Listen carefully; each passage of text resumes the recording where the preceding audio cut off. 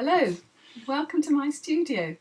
This is my first broadcast on YouTube, so I hope it goes well. We might have a few technical problems because it's all very new to us, but hopefully not. When we were planning this, we had to think about time differences because there are people from lots of different countries hopefully going to tune into this. So we did discover that it's not brilliant for some people. So I know that we've got someone here now who's in Australia and it's very early there, so I apologise to you. And I know that there are some people in India who are having to stay up very late in order to see this. So I'm hoping to do one of these sessions every month, and I'm going to have a look at the timings of it and perhaps do two different ones to capture the two different major time zones. So bear with me on that one, and we'll see how it goes. So just to say that this, as you know, this is not a workshop as such. This is just a drop-in session to my studio. And each month when I do one of these, if you drop in and see what I'm doing, you'll just see what I happen to be working on at the time. Hopefully you'll pick up tips and find things that are of interest to you in your own work, but I won't be teaching you as such. I'll just be showing you what I'm doing. So if you want to join this when we get started and I actually show you how I work, if you want to ask me questions or leave comments or just tell me where you are in the world, then just use your chat box. I've got, sitting behind me here is Rob, my husband, and he's going to handle all the messages and relay them to me so that I can concentrate on what I'm doing here. So if you hear a voice, it'll be Rob telling me what you've said. Okay. So first of all, those of you who know my work will know that I mainly do people. I sculpt people, and my work is quite small scale. I've got a couple of little pieces here just to show you. You've probably seen some of these on Facebook, but that's a typical size of one of my pieces. I think probably the largest I do is this is one of my larger ones. Okay, so it's quite small scale, and I usually do portraits. I do a lot of commissions where I sculpt real people. So just to show you this one, this is the one I've just finished, or I'm just currently finishing off, the latest commission, which is quite an unusual subject. This lady is actually an evangelical preacher in Oregon in the USA, and she asked me to sculpt her in her ceremonial robes with her ceremonial sword, and she actually wants me to sculpt her standing on a Bible. So I have made a Bible out of papier mâché, and she'll eventually be standing on it like that. So there's a little bit more to do. I've got to fix her to the book, and I hope I'll finish that probably tomorrow or early this week. Now, so what I'm also working on at the moment is a panel, a relief panel, which I'm hoping to enter into a competition. So this is not a commission, this is just a piece of work that I've been working on, and some of you will have seen this on Facebook, because I like to put up sort of progress reports on it. So there's still quite a lot to do on this one, and it will eventually be in colour. And as some of you will know, when I colour them, I use as much as possible coloured tissue paper, not paint. And sometimes I use dry powders, coloured powders, which I rub into the dry papier mâché to get the effects I want. So this is what I'm going to be working on this evening. I now had a message from someone earlier this evening who is currently planning to do a relief panel herself. So I hope that maybe she'll pick up a few tips if she needs them from watching me do this one. So this one, it's called the Knitting Circle, and it's a lot of ladies knitting. So there's a lot of detail to still go into this. I don't know whether you can see there. I've got their basic expressions and body shapes in. This evening I think I'm going to work on their legs. There's a couple of places here where I think their legs need a bit more detail or a bit more shaping. This lady here, I want to work on her arm and this cushion here on the edge of the sofa. And eventually there's going to be an awful lot of work to do on their hands because they're all knitting, and it'll be quite intricate to do the hand positions, all the little fingers and things. This lady here is actually going to be holding wool, you know how you hold it like this and then somebody winds it. So this lady, hang on, okay. This lady is going to be winding, and this lady is holding the wool strung between her two hands. So lots of detail to come, but this evening it's going to be legs and a little bit of work on an arm. Okay, so I'll just start by showing you, first of all, the important thing, the clay. This is the papier-mâché clay that I make, and it's Johnny Good's recipe. Those of you who've done papier-mâché before will be familiar with Johnny Good, an American lady who does lovely sculptures of animals mainly, and she made this recipe for the clay. I just show you. This is what it looks like. It's quite sticky, quite elastic, but it's brilliant to mould with. And I usually use my fingers mainly with some water, but I also use these tools. I've got a collection of these. They've got a different head on each end, and I've got about 24 different ones, but I tend to use these mainly. My favourite one is this one. Oops, hang on, there. It's sort of spoon shaped, and it's good for getting small details. You can see it's rather messy at the moment. So then I got just a pot of water and some paint brushes and the clay, obviously.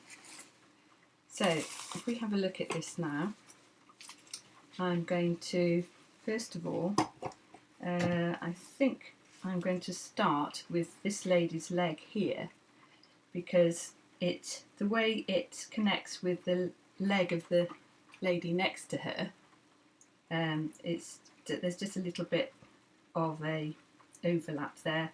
I want to make it more of an overlap actually. So if I just get some of the clay, not too much. Now you need to work fairly wet with this, but not too wet. If you get it too wet, it's never going to dry, but as you can see it's very sticky. So if you just dip your finger in the water and just smooth it on like that. I just want to make her calf a little bit more pronounced. So I just take my tool, just dip it in the water,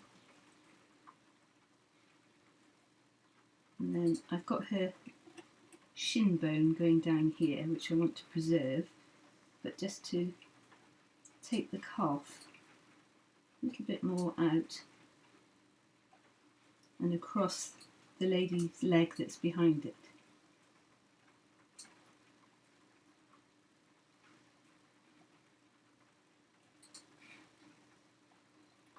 And what you can do, just to smooth it out a little bit,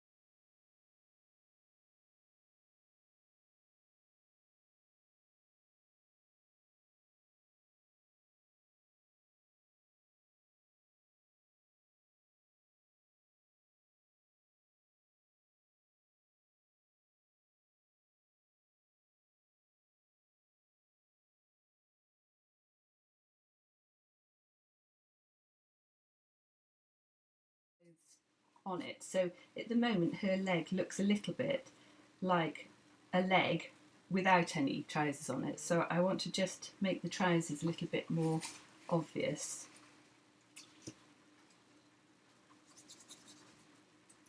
So I'm just going to, because the knee is very obvious, and obviously if you had a pair of jeans over the top of your knee, you wouldn't see quite all the shape of the knee. So I'm just going to thicken that up a little bit, put the crease of her trousers in a little bit more, pull it down, so that it blends in nicely. And again, I think it needs a little bit more of the shape of the calf, or a suggestion of it, rather than, I think that's probably what it is. It's a bit too much of a suggestion of a calf there, so I'm just going to soften that off a little bit. Again, just wet your finger, you can move the clay around nicely. Use my paintbrush, just blend it in a little bit. The nice thing about using this clay is that you can't really go too wrong with it, because you can add bits to it, you can cut bits off if you don't like it. I mean, I'm always cutting people's limbs off and then doing them again, so it's very forgiving.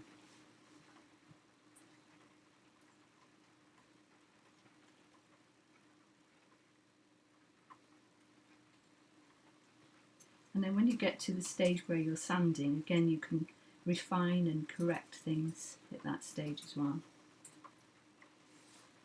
In fact, I was going to show you this piece that I made, but be careful. She's quite a delicate little piece, this one. Should I go to the camera as well?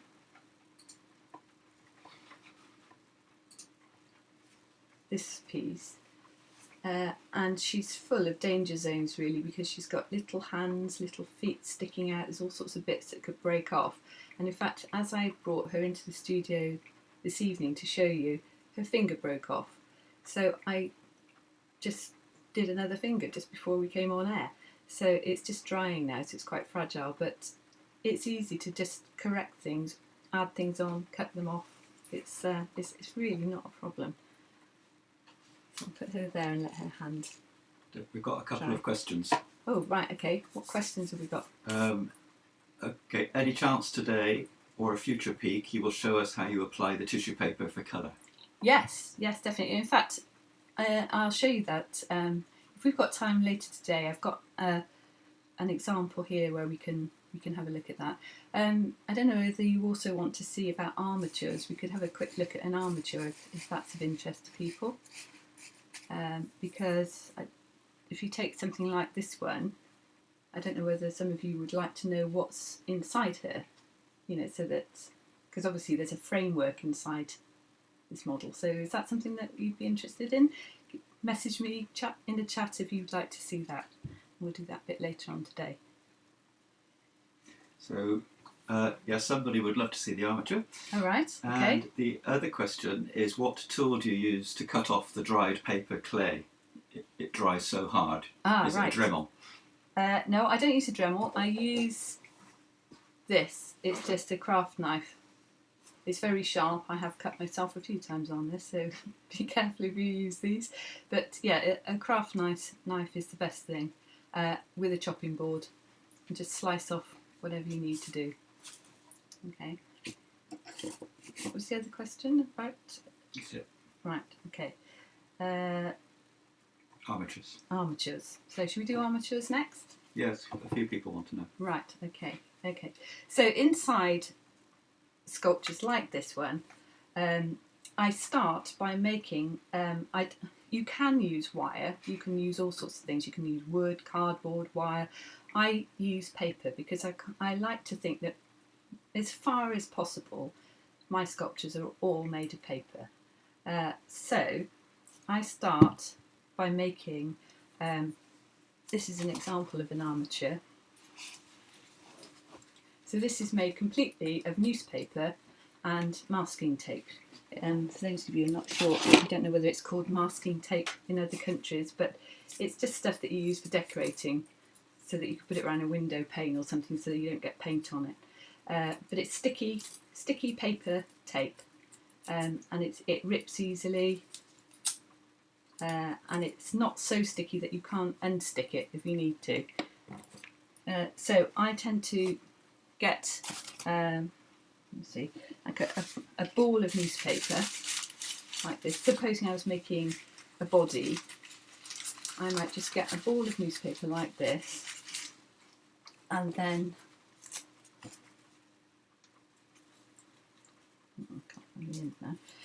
then use the masking tape to just bind it tightly together like this.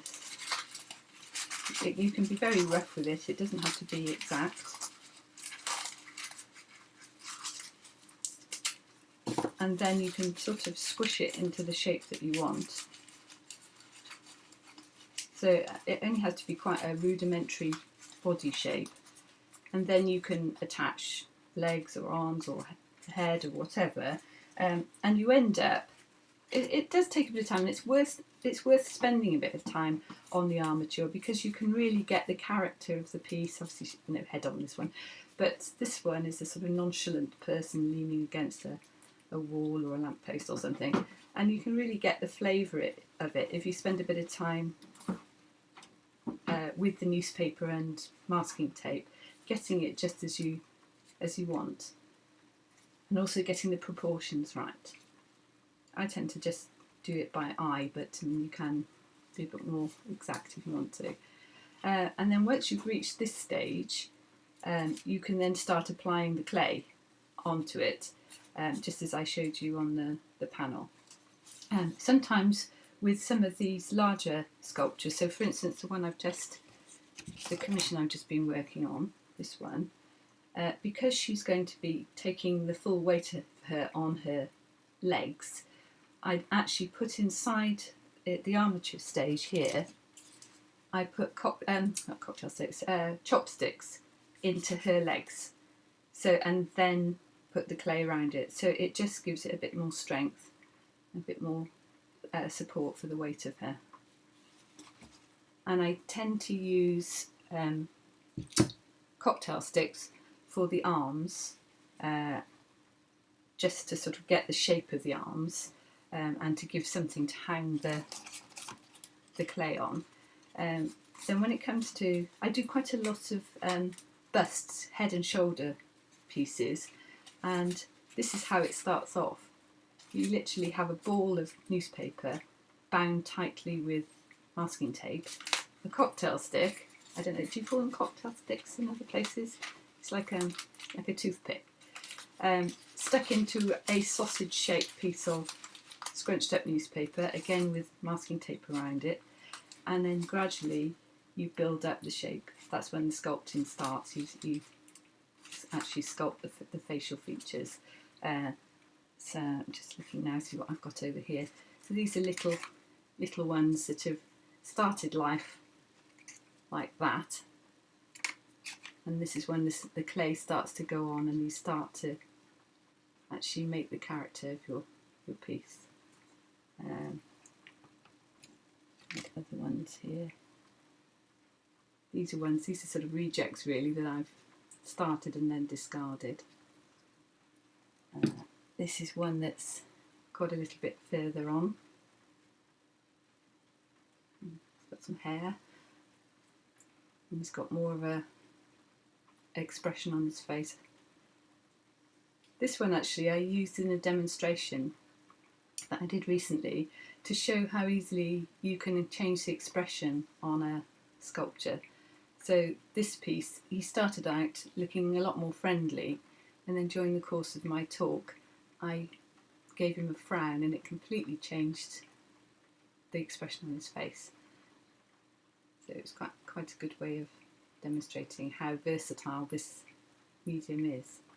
And as you can see, you can do quite effective hair, giving quite a sort of tufty hairstyle. On this one she's got more of a sort of, I don't know, messy hair, I suppose you call it. Less scratched like that one, more little strands of hair. I mean, in fact, these bits here are actually little tiny strands of clay just rolled up and applied. I think it's quite effective.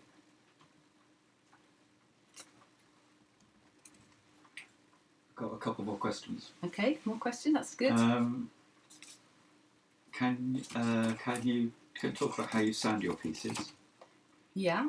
And also how you ship delicate sculptures. Oh, yeah, that's a nightmare. Right, okay. So sanding. Let's do that first.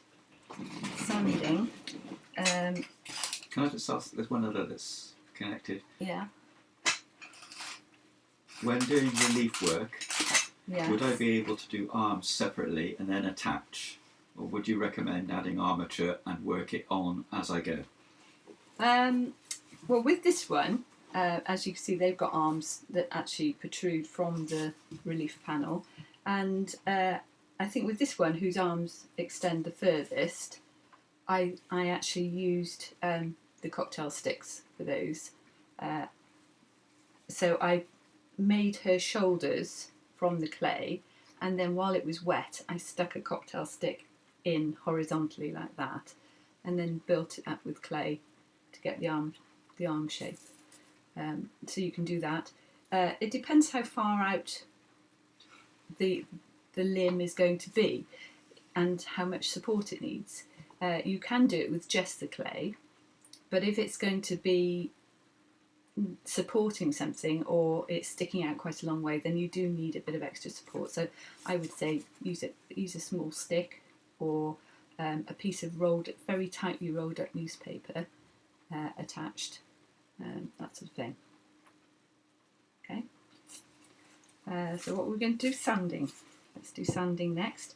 So I use these for sanding. If you know what a Dremel is, it's a little hand drill, and you can attach these little sanding tools. So they're quite rough, little different shaped heads. I don't actually use them attached to the drill because I find it's too violent for fragile sculptures. So what I tend to do is to just literally use the head. So if I show you a little bit of sanding on the panel, I usually tend to use the very smallest one, and you literally just look like this.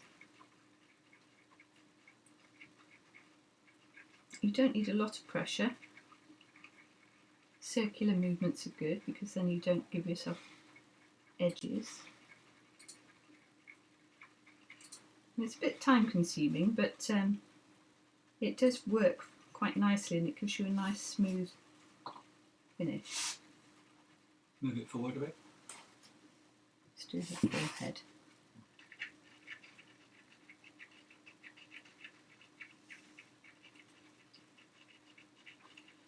You've got to have a bit of patience to do this, but it's worth it in the end because you can get a lovely finish. So it's almost like porcelain. If I show you this one again,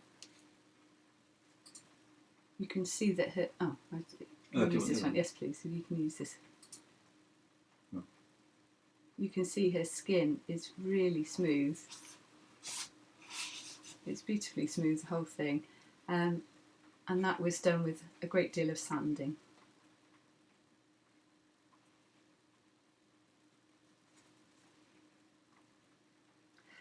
Also, you can use to sand emery boards. Do you call them emery boards? They're things for filing your nails. I can't actually find any now. Where are they? Here.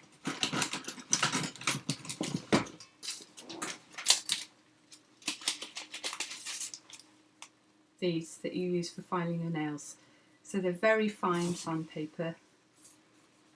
You can use ordinary sandpaper as well, but these I find are good because they get into all the nooks and crannies and you can actually cut them. if you wanted to get into somewhere really tricky, you could cut it into a point like that, and then you can really get into difficult places.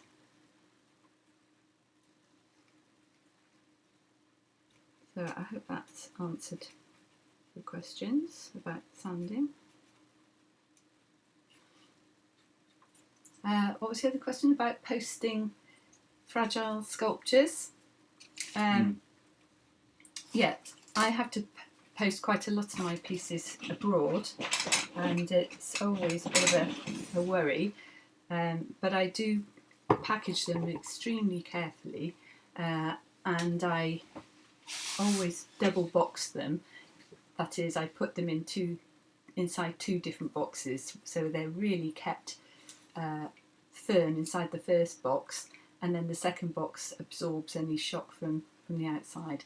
And we've discovered a very good place called Mailboxes, which is a company in, I think they're everywhere actually, and they're specifically for sending things abroad, and they'll even pack it for you if you like, but I tend to like to pack my own pieces, but they'll do all the paperwork for you, because particularly sending pieces to Australia or to America, there's a lot of paperwork involved, so that they don't get stuck in customs, and then your customer has to pay extra to get them out. So I try to avoid that by being very thorough with the paperwork. Okay, was that all the questions at the moment? There's one more. Yeah. On the panel, what's the base made from? Ah, right, that's a good question. I should have said that. Right, it's a piece of wood. Just a piece of wood. And I prime it first with just a wood primer, because the first time I made a panel like this, I didn't prime it, and it warped. The piece of wood warped because you're putting quite wet things onto it, and unfortunately it did warp. So now I always prime the piece of wood first, and I haven't had any problems with warping since. This will stay nice and flat. Okay.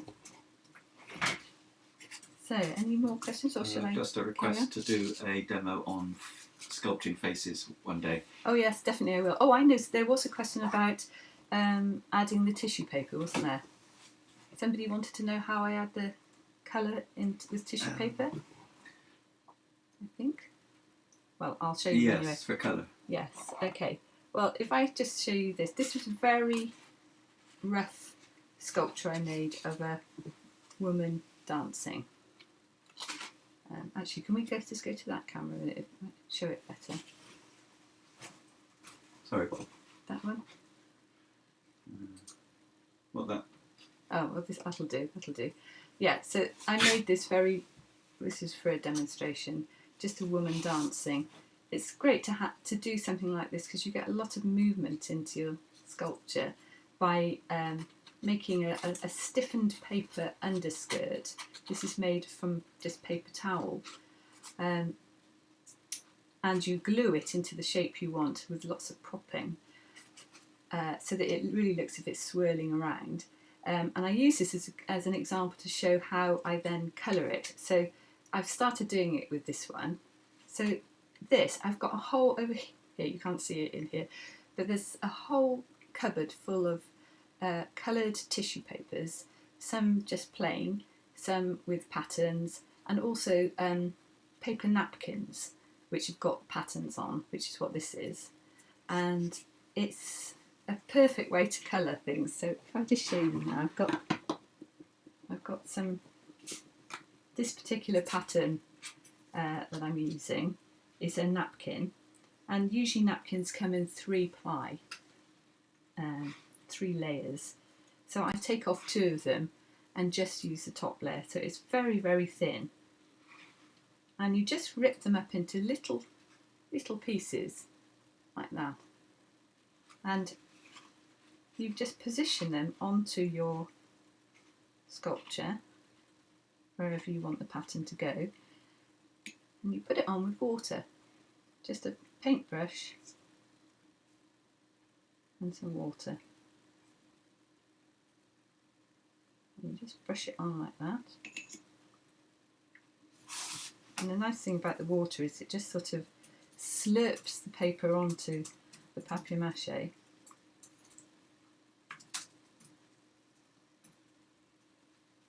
And I hate painting, actually. I'm not good at painting, but this way it's easy to do. You can get right up to the edges. There's no worry about colours running into other colours. You just put it on like that, and gradually you build up the dress, and it goes into all the little nooks and crannies that you've created with your underskirt. I'll put that one over there, I think it's a bigger flower. Tuck it into the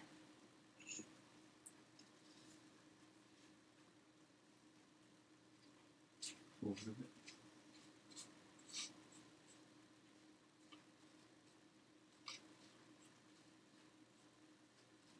You can see it starting to build up, and it's very strange how you can rip up a napkin so that it doesn't look anything like the pattern it looked like as a whole napkin, and then you can reassemble it onto your model,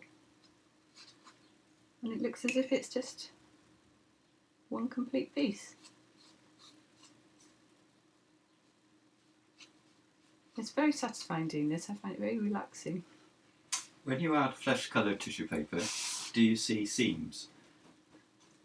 Or do you try to rip a larger sheet for the face so that it looks seamless? Ah, right, now. Let me finish telling you about this, and then I'll tell you about doing skin. So this, once you've put all the tissue paper on to your satisfaction, you then coat it all in glue to stick it on. PVA glue, that's what I use for everything. This PVA glue. Oh, wrong camera. Hang on, I'll put it right. Yeah, PVA glue. Okay, any sort of PVA glue, is fine. So you coat it all with that when you've got it as you want it, because while it's still just put on with water, you can take it off if you're not happy with it. Then once you've glued it, it's on then permanently. But when it comes to doing skin tones, I don't use tissue paper then. That's when I use the powders. And let me just put her over there. What I use then is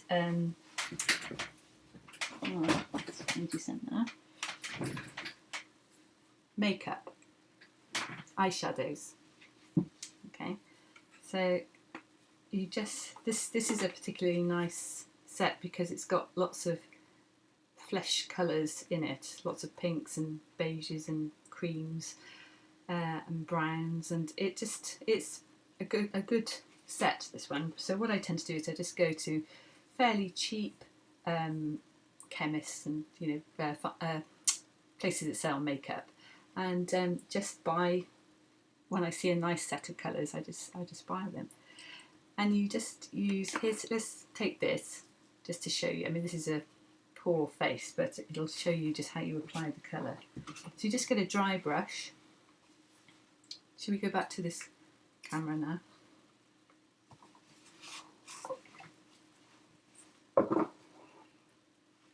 Right, so this is quite a good flesh colour as a base, and then you can darken it or lighten it from there. So I just literally brush it on to the dry papier-mâché.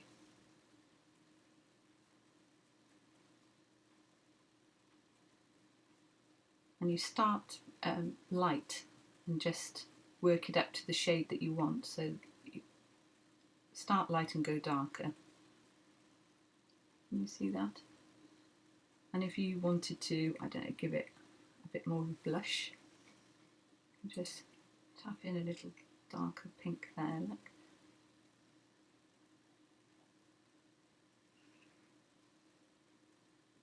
Can you see that? and it is extremely effective, because once you've got what you want, the level of colour that you want, you then glue it, and it melds all the colours that you've put on together, and it comes out looking like very realistic skin. Let me show you this one. So her face is done completely with makeup. In fact, I used this palette for her face, and also for her hands and for her feet. I think it looks much more natural than paint. If you put paint on, I used to paint them, but I found that they looked a bit like puppets at the end. I think this looks a bit more natural. But if you're a good painter, then paint is fine. You can use paint.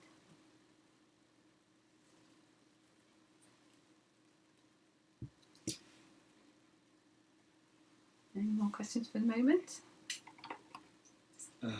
Do you ever feel you need to seal, shellac or fix in between layers of colour to build it up? No, definitely not, because especially with this method, it must be, the papier-mâché must be dry, really dry, and quite, not rough exactly, but it's got to have something to key in the colour. And as soon as you put glue on it, or any sort of fixer, the powder will just come straight off. It won't sink into it. So no, I wouldn't do that. But once you've applied all the colour you want, then glue it, and then I put on a matte varnish, because I don't like shiny pieces, because again I think they look like puppets. So I use this, which I just buy on Amazon actually, and it's just a very matte varnish, and you only need a tiny bit of it, and it ends up giving you, as you can see from her face is nice and natural. I leave her lips, I put a little bit of extra glue on her lips just to make them shiny, and also in the eyes and the teeth, because obviously those are moist areas of your face. But apart from that, I keep it matte.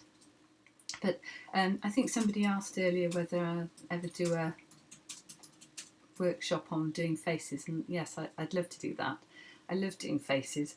The other thing I like doing are hands. I mean, I used to dread hands, and I would always try and find a way round not doing a hand. So this one, for instance, she's got her hands in her pockets. That was a deliberate thing, so I wouldn't have to sculpt her hands. But now I like doing hands, because I've really studied how a hand is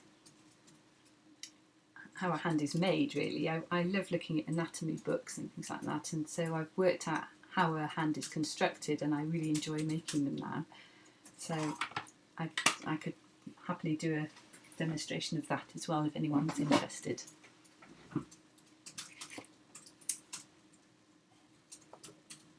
So, can we go back to this, or have we got more questions? Well, at the end, could you just say a few words about how you got into this?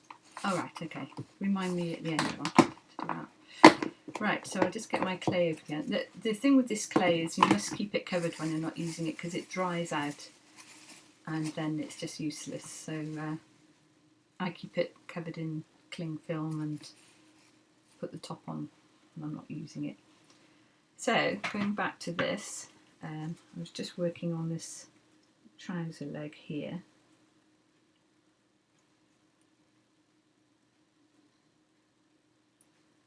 Again, just with a wet finger, I'm just making this the trousers look a bit more substantial, really.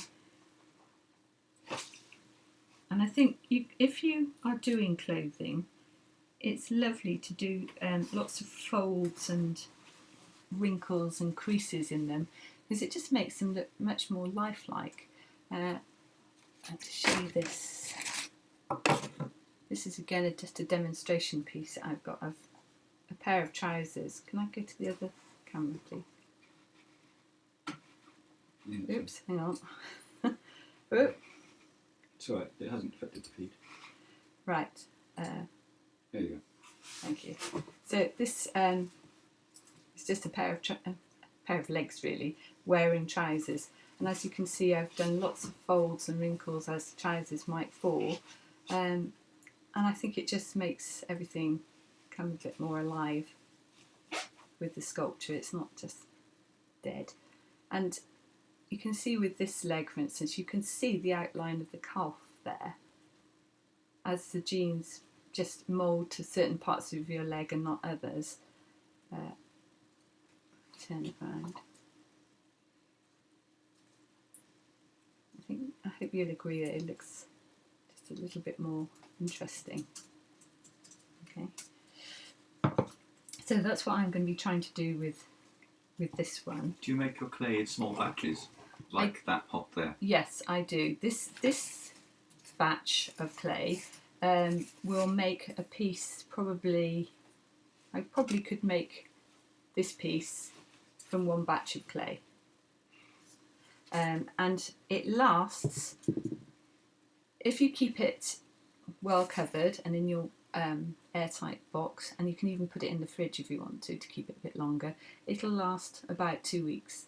Then it starts to go a little bit sort of furry looking and a bit smelly. It's still usable as long as it hasn't gone hard, but I prefer not to use it when it gets to that point, but usually I've used it all up by then anyway. But I do make small batches so that it's not wasted. It's much better to, run out and make some more. It doesn't take long to make it.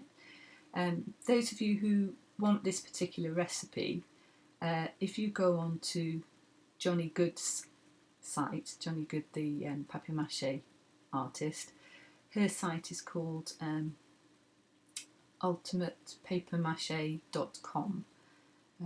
I can put it on a link, I think, can't I? So you can see it.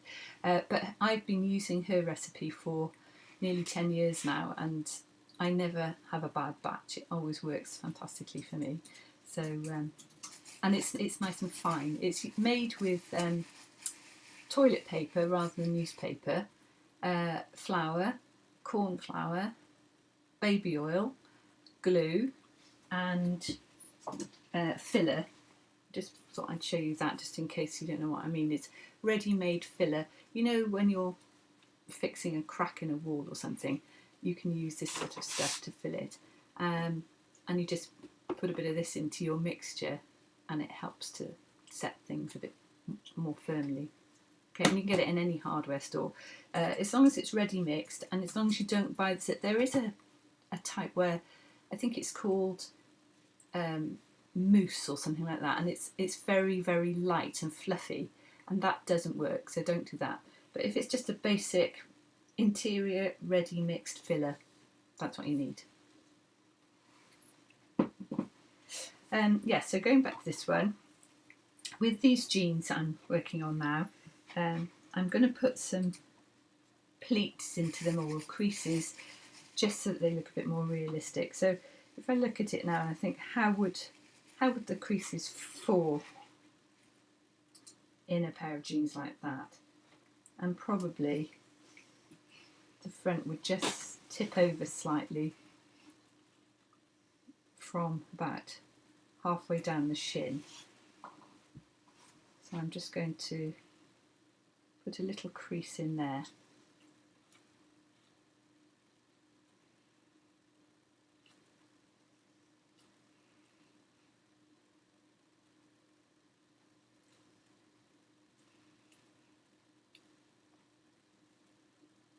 Again, I can refine this when I come to the sanding stage.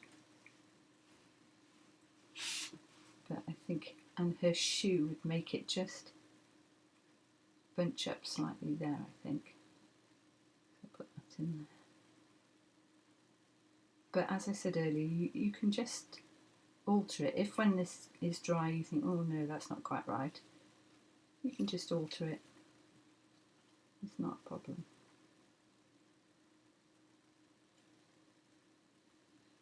I don't know if you can see that.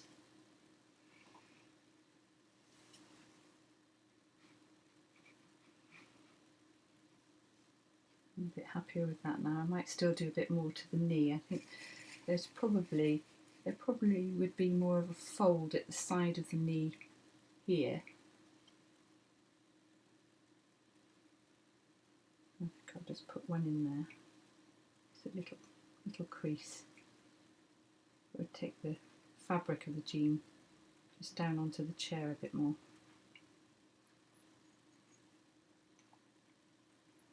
I'm going to use my brush just to push the clay around a little bit.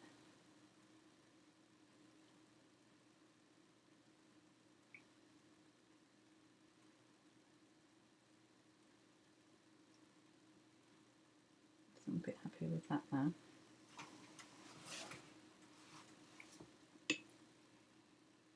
Let's see how that looks when it's dried out. Now I want to look at this lady's arm here. And she's leaning against a cushion, so really we want to just sort her arm out and then build the cushion up around her so it looks as if she's really leaning into it, and her arms being excuse me, swallowed up by the cushion. So I really just need to widen her arm a little bit there because it was looking a little bit abnormally skinny. I want to retain the bend in her arm there because her shirt would just crease up a little bit where her arm bends. So I'm just using my nail to push that up. I'm just blending the shoulder into the rest of the shirt where it meets her chest. So kind of like that. I might just make a little crease where it's ridden up a little bit there. Again, I use the brush just to smooth it out.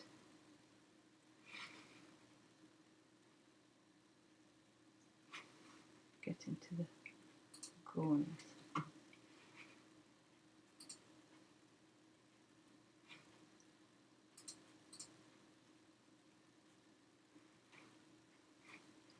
Now I'm going to just make the cushion a bit more soft and snuggly around her.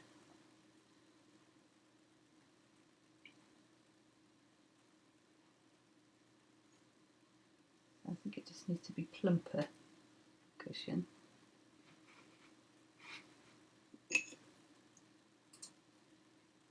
And then just tuck it in to the side of her arm.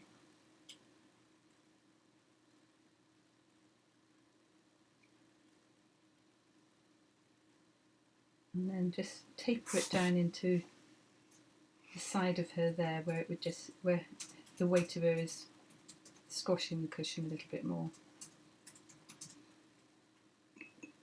And then I like to, with the panels that I do, I like to sort of go off the edge a bit with them so that it's not just a rectangle. It looks as if they're almost walking off a page.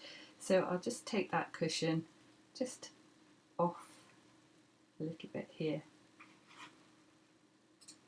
Just makes it look a bit more 3D, as if it's coming towards you. Which is really what, when you're doing a relief panel, you've just got to keep looking at it and trying to get the perspective right. I mean, you're looking at a flat thing basically, but you're trying to make it look as if it's coming off the board at you. So I've just brought that cushion forward a little bit.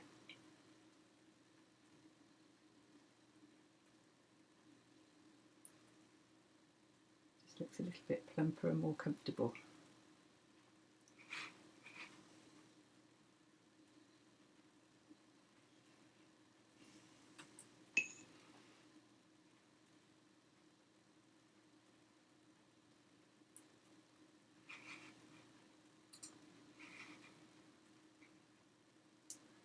Okay, I'm happy with that.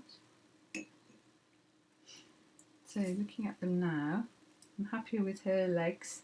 Her leg is a little bit better now. Her leg is hidden behind that one, so I haven't got to do much to the foot there because it's hidden by her feet and also a ball of wool.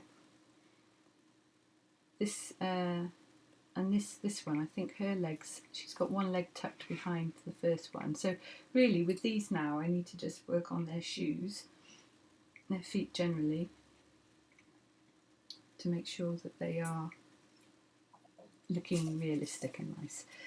Just one thing about, you can see that this bit is actually coloured. I was experimenting here because I wanted her to be having a basket of knitting of wool and knitting needles. So the knitting needles are just made out of little toothpicks with a little blob of clay on the top. And the basket, I actually pressed a piece of knitting into it, very fine. I haven't actually got it here to show you, but I knitted a very tiny little piece in very fine stitches so that the scale was right, and then I just pressed it into the wet clay, and it's given this lovely pattern which looks like basket work. And then I used some dry powder just to see what it would look like, and it's in a sort of natural basket colour, and I think it's come out quite realistically. And I think my plan now, there's another one there.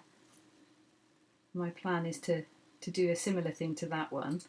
And then this one, I think some people have a sort of almost like a carpet bag to keep their knitting in. So I might try and do a patterned piece of paper on that one that looks more like tapestry or something like that.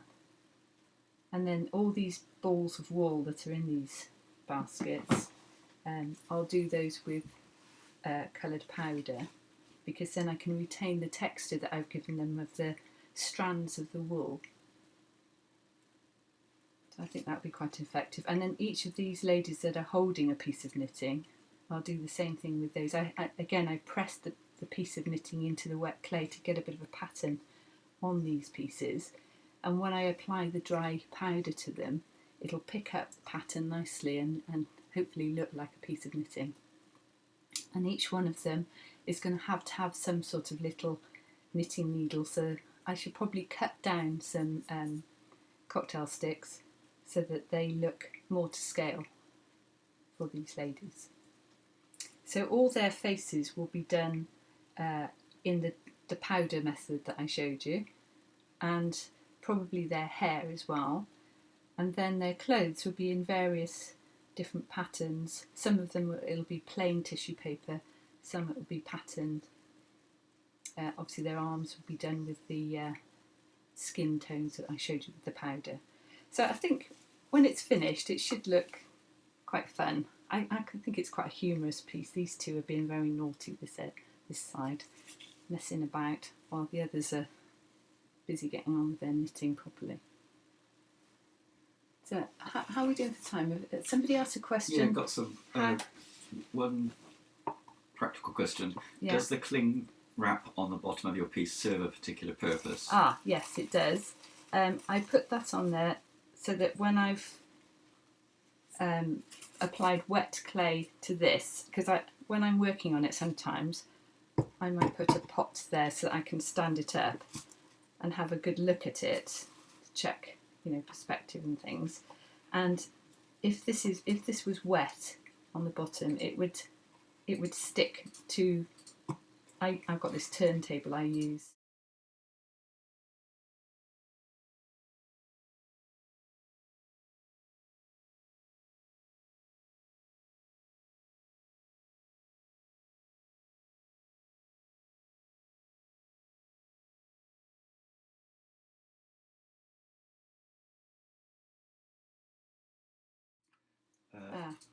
That's my. Okay, go back. You should go. Yeah, you have to work quite quickly with papier mâché because it does dry very quickly.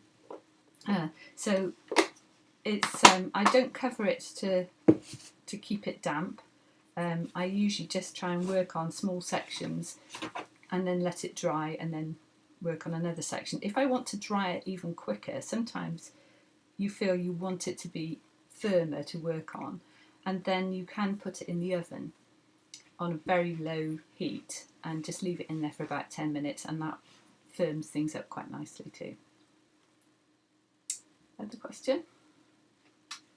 Okay. Big question.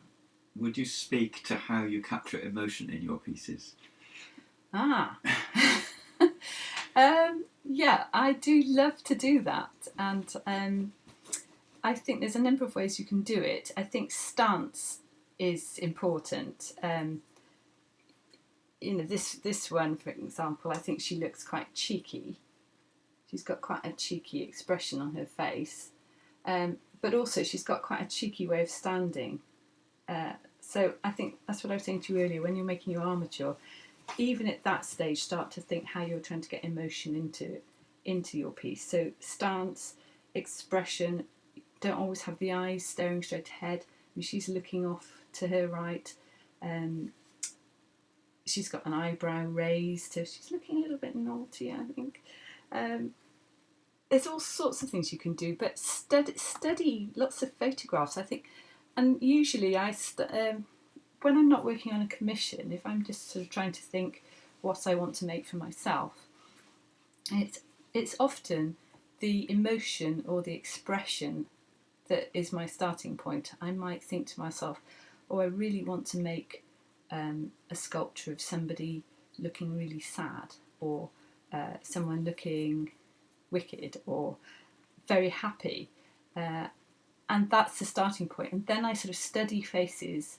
I often go on Google and just type in things like woman laughing and look at the expressions of people with different facial expressions. I've got a whole file on my computer that I've collected of people making different expressions, and I use those for reference. So I never copy a picture completely, but I do use a lot of reference pictures, and I take bits from all sorts of places. So there might be a mouth from one and an eye from another, or a hand gesture, and you can really get some realistic emotions into your work. I think one of the most popular pieces I made recently, it had so many comments about it on Facebook. You may have seen it. It was a girl, she was sitting like this, and it was called The Wish, and she was just sort of wishing like this, and I think I really did capture that, and it seemed to appeal to lots of people, because I had more comments about that piece than any that I've ever made, I think. So anything else? Lastly then, how did you get into this? Oh, how did I get into it? Right, well, my background is music. I studied music at university, but it was a toss-up between art or music when I was in school, and I went down the music route. But I was always drawing, making things. I used to make a lot of jewellery. I tried needle felting, all sorts of things, but mainly pen and ink drawing. That was my big thing at one point.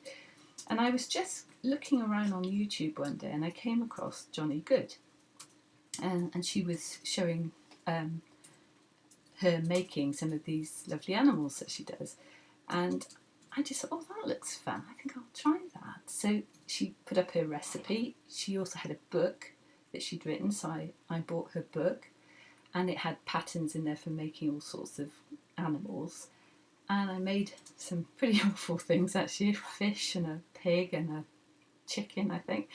But I got absolutely hooked on it, and just wanted to experiment and try different things. And very soon I realised it wasn't animals I wanted to do, it was people. I just love sculpting people. And then I just sort of made it up as I went along, really. I just tried things, experimented with things, thought, well, I wonder what would happen if I did this or this. And I've just been doing it ever since. And now, I do a lot of commissions, and that's a great way to learn, because you get asked to do all sorts of things, and you've got to work out a way of doing it. And it's been a great learning curve. And now I just love doing it. I've been doing it for nearly 10 years now, and I'm still not bored with it. I do it all day, every day, and it just makes me happy. Yeah. So have we come to the end of our hour? So I hope you all enjoyed that, and that you might come back again. I'll probably do another one the first Sunday of July, which I think is the 3rd July. But I might end up doing 2, because obviously you poor people in Australia that had to get up so early today, I'll try and do a separate one for you and maybe the people that are in India that are having to stay up so late. But the other one, if you could sort of drop me a message and say whether this time has been convenient for the rest of you, then I'll stick with this time for one of them and find a better time for the other. Also, for those of you who are in the UK and would like to come and do a workshop with me, I've got a workshop coming up in August, and there are a few places left on that. It's the bank holiday weekend, the 27th and 28th of August. So just message me if you're interested and I'll give you all the details. Okay, so thanks very much for joining me, and I hope you'll all come back again. So bye for now.